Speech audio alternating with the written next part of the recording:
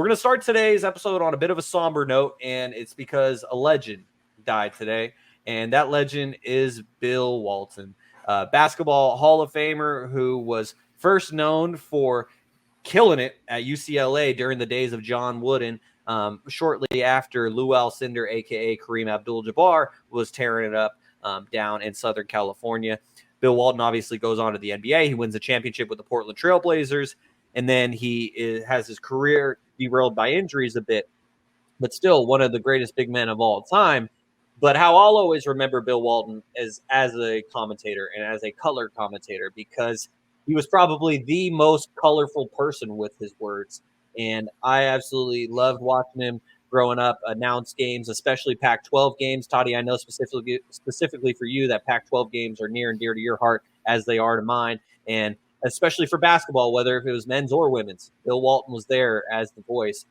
And so, Garry, I want to swing this to you first, because Bill Walton was recently involved with the Sacramento Kings, not only as a broadcaster, but also when his son Luke became the head coach of the team. And he was in Sacramento a lot. We see him wearing a lot of Purple Kings gear, whether if it be at Madison Square Garden with a member of Grateful Dead or here at the Golden One Center. And so just what are your memories that you have of Bill Walton, Garry? RIP to the legend, and he's really, obviously, like you went down his resume, Shaun, and he's well respected, and his family's well, like basketball royalty in the NBA. So it's sad to see one of the legends go. You helped pioneer this game, to get where basketball is at today, especially like you mentioned, the big men, and his son obviously playing in the NBA as well. So that lineage lives on forever. And you've seen him talk about a lot how to become great, and he loved coaching and things of that nature. So I feel that's why he always still visits. Like Shaun, you just mentioned at the end, visiting arenas and at his age, and still trying to be a part of the game. So he's gonna be mid to a legend. The only reason I was a little smiling and stuff because you just see Mako's face right there, and he just locked in. So I just side note. I think we have a big guest here today, y'all. So you know what I'm saying. I just kept watching. I'm like, oh, he's making faces, got me laughing and stuff. And Shaun talking about something serious. I need to buckle down here. My bad, but it's really on a serious note. It's RP to him, man. Sorry for his loss, and hopefully everything goes smooth with him and his family, and prayers up. But he lived a great life, and yeah, all his memories live on forever. And Toddy, as he passed away today of cancer, I didn't see what kind of cancer, but it doesn't really matter. He's gone now. It's really unfortunate. But I wanted to segue it this way for you, Jaevon, because as we talked about with his connection to the Pac-12, obviously a Pac-12 legend as a player, but then even more so as a broadcaster. He was named one of the top 50 basketball broadcasters in recent years. And anyways, it was almost poetic that Bill Russell died today, because the Pac-12, as we know it, basically died yesterday. Or excuse me, yeah, Bill Walton. Thank you. Bill Walton passed away today, and the Pac-12 basically died yesterday. Like, the baseball tournament came to an end, and that was it for Pac-12 competition as of yesterday. And so to have a Pac-12 legend pass away the day after the Pac-12, as we know it, basically ceases to exist, was pretty shocking. And I was shook when I saw the notification come across my phone this morning around 10 a.m. What was your reaction, Jaevon? Oh man, it kind of hit me. Like I was shocked, pretty much like the rest of us. I didn't even know that he was fighting cancer, because he was calling games like earlier this year. Like there were some games that I for sure hit on a couple of bits, and Bill Walton was calling those games. Obviously those games would be some late night Pac-12 games. Pac-12 after dark. Yeah, Pac-12 after dark. Obviously a Celtic legend, a basketball legend, that is.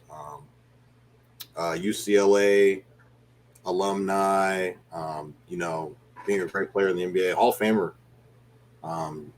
And obviously, just so much that goes into it, and he's well respected in the basketball community. And, it just sucks to see, because, he was a great commentator. Like, for most of us, well, all of us didn't really get a chance to see him play, because obviously we're a little bit younger, on the younger side, on this show. But I mean, he was definitely, one of the guys that we saw calling games at a point. That's 71, bro, which is great. Yeah, which is crazy. Lived a full life, I would say, but it kind of just sucks to see him go, because who's going to call those? Well, I mean, yeah, Pac-12's gone, as Shaun already mentioned. So I mean, rest in peace to Bill Walton, and the Celtics got it back for him today. So that's really how it all had to go down. So rest in peace, Bill Walton. Yeah, the Celtics sure did, and I loved. I don't know the owner's name off the top of my head, but I loved how the owner, first and foremost, in the Eastern Conference Trophy presentation, mentioned Bill off tops, and he just said, like, we lost the Celtic great, like this is for him, and you could hear the emotions in his voice, keeping himself composed as much as he could. This really hit me hard today, guys, because I saw the year that he was born, 1952. That was the year that my Uncle Steve was born. And my Uncle Steve passed away in 2018 because he had cancer. And this really just shook me up a little bit, especially because, like, my Uncle Steve, he was born in 1952, same year as Bill Walton. My dad was born in 1951. My mom was born in 1958. Long story short, I have exposing all your parents out here, Shaun. They're old. My mom was 40 when I was born. Like, I know, but still, man. Your mom might be man. Hey, man. Mom said that we had a great podcast last week, so shout out to Mom because she's going to be listening to this one in a couple of days. Sorry, Mom, if I'm exposing the year that you were born. Make sure, he don't go too far. I have a point behind it. So anyways, like, my dad was born in 1951. He passed away in 2016 because basically, long story short, he was an alcoholic, and that was his own downfall. But the reason why Bill Walton passing away today shook me up is because, like, my mom, dad, my aunts and uncles, they were all a part of that, like, generation that Bill Walton was in. And like, my mom's boyfriend, Dave, I went and had dinner at my mom's house today, and he and I were talking about it. And Dave is from Southern California, my mom's boyfriend, and he was just saying, like, man, I remember when he was tearing it up back at UCLA. Like, that was it in Southern California, was UCLA basketball. And Bill Walton, right after Lou Alcindor was there. And it just really just shook me up because, as was mentioned earlier, like, he was 71, which is a long life, but it still feel like he had so much more life to live. And, like, even just thinking about it, like, from a selfish perspective, as a fan of his broadcasting, like, I felt like he had at least another 5 to 10 years in him.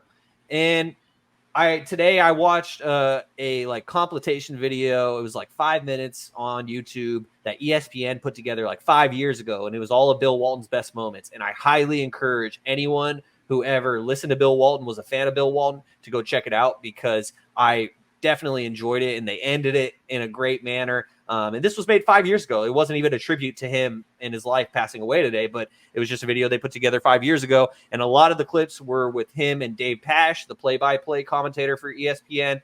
And they had a lot of great moments together. A lot of them were Pac-12 after dark, as Toddy and I talked about earlier. But rest in peace to an all-time legend, because in addition to everything that he did on the basketball court, first of all in college and then in the NBA, and that's why I specifically put that he is a basketball Hall of Famer. He's not just an NBA Hall of Famer. It's technically the Naismith Basketball Hall of Fame, but I think he's in the College Basketball Hall of Fame. I mean, he's one of the greatest college basketball players of all time, so of course he is. I just didn't check it. But anyways, all-time legend, and it really just made me even more grateful for having my mom in my life still, and some of my aunts and uncles, because they're all of this same generation, around the same age as Bill Walton.